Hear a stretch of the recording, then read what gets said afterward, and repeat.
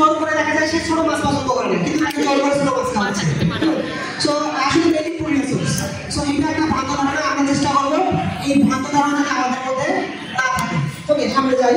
যে প্রেগনেন্সির সময় বড় মাছ খেলে সন্তানের মাথা বড় হয়ে যাবে, সেটা ভ্রান্ত ধারণা। হ্যাঁ, এটা কি হতে পারে?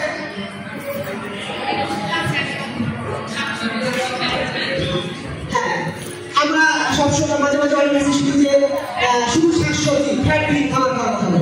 সো এটা একটা মিসকনসেপশন। ওকে, সো আমি এর আগে একটু আগে বলছি যে প্রপার কম্বিনেশন করে আমাদের খাদ্য উপাদান আছে, সবগুলো প্রপার কম্বিনেশন করে আমরা এর দীর্ঘমেয়াদী সফল পাবো। দেখি আমাদের অ্যান্সার কি আছে। সো ফ্যাট ফ্রি বা তেল ফ্রি খাবার সবচেয়ে স্বাস্থ্যকর, এটাও বলা যাবে না, অবশ্যই সবগুলো কম্বিনেশন থাকতে হবে। এটা কি হতে পারে?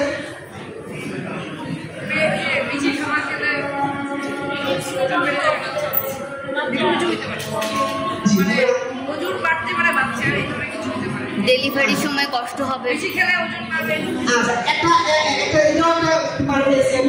যে আমি যদি বেশি করে খাবার দিই মায়েদেরকে, তাহলে সে বাচ্চাকে বড় হওয়ার যে জায়গাটুকু সে জায়গা পাবে, বাচ্চার ডেভেলপমেন্ট প্রপারলি হবে। এটা একটা মিসকনসেপশন আছে। জি,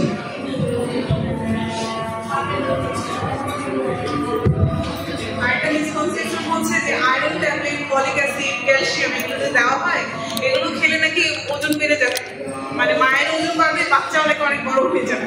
এটাও থাকতে পারে, এটাও অনেক ভুলভাবে প্রচার করা হয়।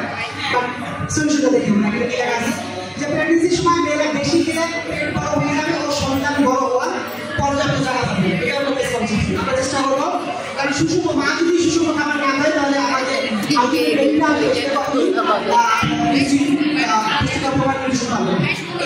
কি হতে পারে? ডিম খেলে পরীক্ষায় গোল্লা পাবে। এটা একটা মিসকনসেপশন।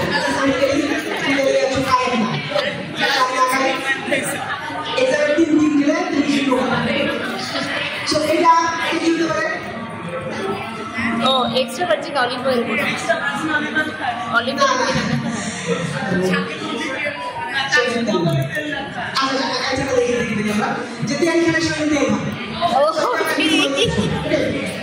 আমরা যদি শুধু ভেজিটেবলস খাই, ভেজিটেবল যদি ফ্যাট সাধারণ না হয় তাহলে কিন্তু আমরা পরবর্তীতে ফ্যাট সলিউবল ভিটামিনগুলো আছে এগুলো আমাদের মধ্যে আসবে না। সো এই জন্য অবশ্যই অবশ্যই আমাদের পর্যাপ্ত পরিমাণে দিতে হবে, বাট এক্সেসিভ খাওয়া যাবে না। এক্সেসিভ মাত্রা কখনোই ভালো ভালো কিছু নিয়ে আসবে না। এটা কি হবে? এটা কি হতে পারে? অনেকগুলো মাংস দেখা যাচ্ছে, অনেকগুলো মাংস দেখা যাচ্ছে, মাংস নিয়ে কি মিসকনসেপশন থাকতে পারে? এদিকে লাস্টের থেকে আচ্ছা, দেখি আমরা কি লেখা আছে যে শরীরে শক্তি পেতে হলে শুধু মাংস খেতে হবে, শরীরে শক্তি পেতে হলে শুধু মাংস খেতে হবে। এটা একটা মিসকনসেপশন। অবশ্যই আমরা এটা বলছি যে ফুডের প্রপার কম্বিনেশন দিতে হবে। লাস্ট আইটেম আছে, এটা কি হতে পারে? এটা কি অনলাইনে অনেক ধরনের প্রচারণা আছে। এটা আছে বাচ্চা প্রেগন্যান্সি পিরিয়ডে যদি আমি মায়েদেরকে মরিচ বা মরিচের খাবার দিই তাহলে বাচ্চা অন্ত হয়ে যেতে পারে। এটা আমরা এরিয়ায় এই ধরনের মিসকনসেপশন আছে।